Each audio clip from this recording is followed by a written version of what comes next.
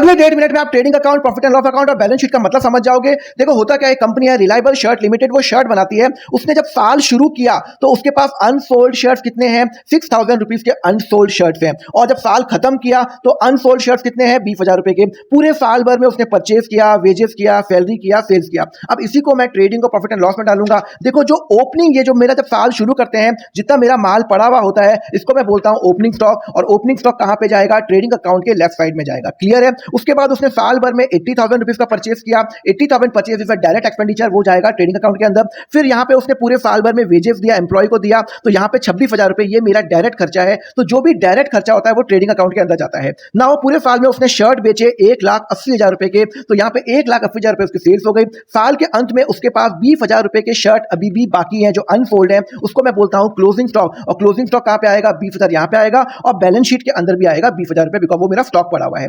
Ultimately मेरा gross profit कितना हो गया? मेरा ग्रॉस प्रॉफिट हो गया 88,000। This plus this minus this minus this is equal to 88,000। और 88,000 में ट्रांसफर करूंगा प्रॉफिट एंड लॉस अकाउंट के अंदर। अब प्रॉफिट एंड लॉस अकाउंट के अंदर मैं सारे इनडायरेक्ट सेलिंग खर्चा, एडमिन खर्चा माइनस करूंगा। तो यहां पे मेरे इनडायरेक्ट खर्चा कौन सा है? 3,000 रुपए, ये मेरा सेलिंग खर्चा है। ये मेरा सैलरी का, एम्प्लॉय का खर्चा है जो होता है, वो यहां जाएगा। तो 3,000 रुपए यहां माइनस किया, तो 88,000 है ग्रॉस प्रॉफिट से मैंने माइनस किया, सैलरी माइनस किया, तो अल्टीमेटली नेट प्रॉफिट कितना आया? 85,000। ये 85,000 अल्टीमेटली किसका है? जो मेरा मालिक है। तो ये मेरे मालिक को मिलेगा 85,000। उसने 5 लाख रुपए बिजनेस में लगाए, 85,000 रुपए हमने और ऐड कर लिया, उसको हमें देने हैं। तो यहाँ पे 5,85,000 रुपए हो गए। तो टोटल जो मेरा बैलेंस शीट का टोटल हो गया 6 लाख, और ये हो गया 6 लाख।